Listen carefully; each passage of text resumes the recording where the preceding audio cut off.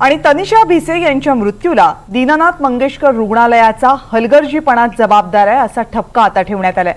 पुण्यामधल्या तनिषा भिसे मृत्यू प्रकरणी राज्य शासनाने नेमलेल्या समितीचा अहवाल आज समोर आला।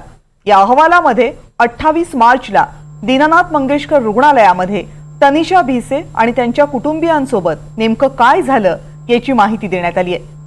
राज्य महिला आयोगाच्या अध्यक्षा रुपाली चाकणकर यांनी या अहवालातले मुद्दे आज माध्यमांसमोर मांडले। अहवालातील याच निष्कर्षांवरून दीनानाथ रुग्णालयावर कारवाई करण्यात यावी अशी मागणी आता केली जाते।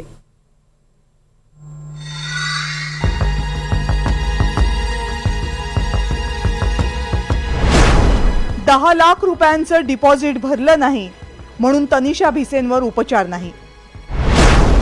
7 महिन्यांच्या गर्भवतीला दीनानाथ रुग्णालयानं उपचार नाकारले। 10 लाख रुपये नाहीत म्हणून दीनानाथ रुग्णालयानं ऑपरेशन केलं नाही। गर्भवतीला प्रचंड रक्तस्राव होत असतानाही रुग्णालयानं उपचार दिले नाहीत। तब्बल 5.5 तास गर्भवती रुग्णालयात असतानाही उपचार मिळाले नाहीत। रक्तस्राव थांबवला असता तर तनिषाचा जीव वाचू शकला असता।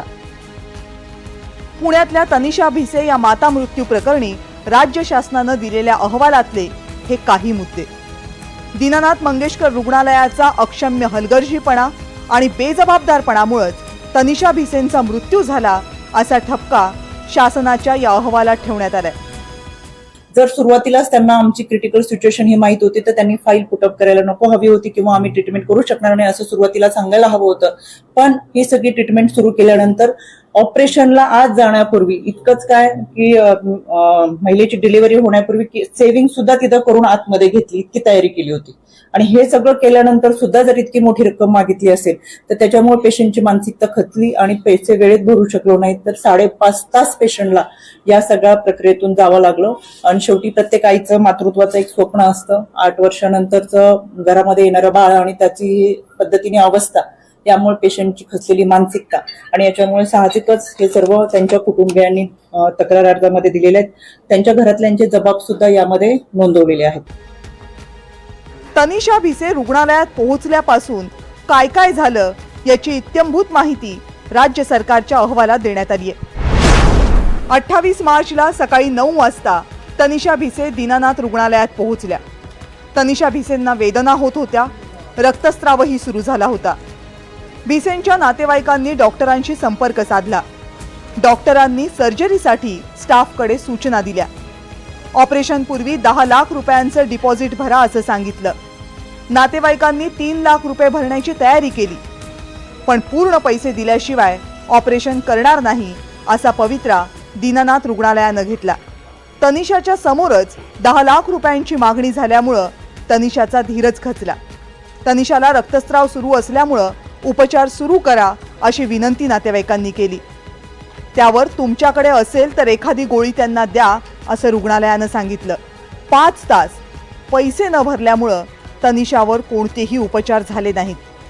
5.5 तासांनंतर तनिषाला घेऊन नातेवाईक रुग्णालयाच्या बाहेर पडले।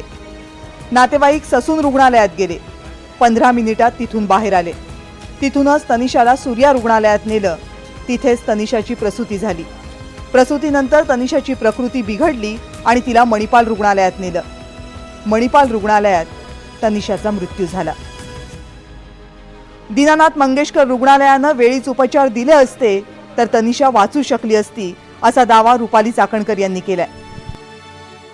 पोलिसांनी सकारात्मक यामध्ये कारवाई करण्याच्या सूचना किंवा संबंधित चर्चा याच्यामध्ये झालेली आहे। त्याच्यामुळे वाचून कोणाला वाचवायचंय आणि मग कोणाला सोडायचंय हा विषय याच्यामध्ये अजिबात येत नाही। जे दोषी आहेत, जे चुकीचे आहेत त्यांच्यावरती कायदेशीर कारवाई नक्कीच गुन्हा दाखल होईल।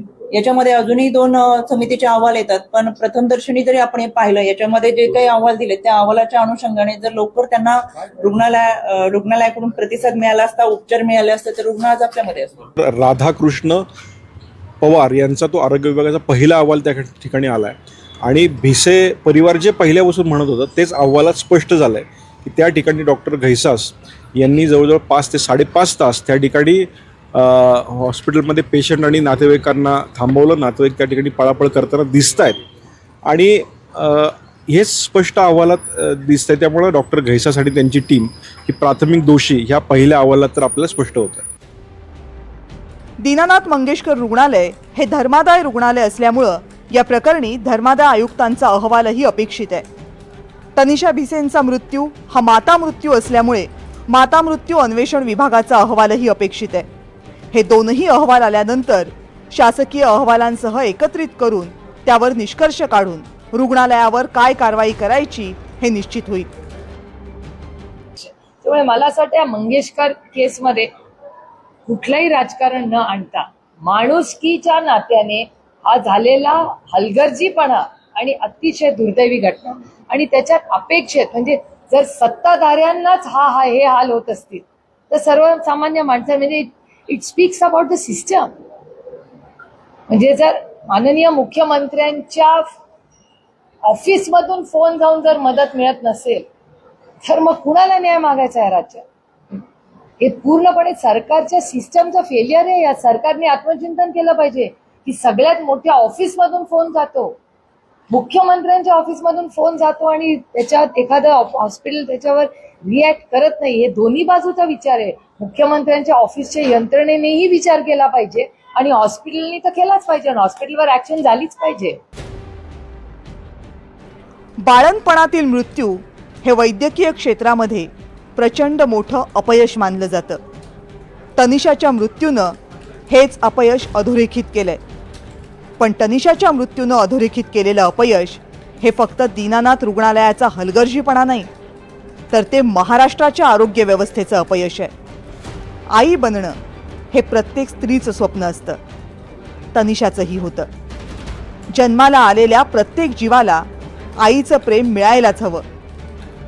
पण दीनानाथ रुग्णालयाच्या असंवेदनशीलतेमुळं एका आईला आपल्या स्वप्नपूर्तीचा आनंद मिळाला नाही तर तिच्या 2 जीवांना त्यांची आई कधीच दिसणार नाही. आता दंडात्मक कारवाई करा नाहीतर कठोर कारवाई करा, पण त्यापैकी कशानंच मायलेकींची झालेली ही ताटातूट पुन्हा जोडता येणार नाही. Bureau report, NDTV Marathi.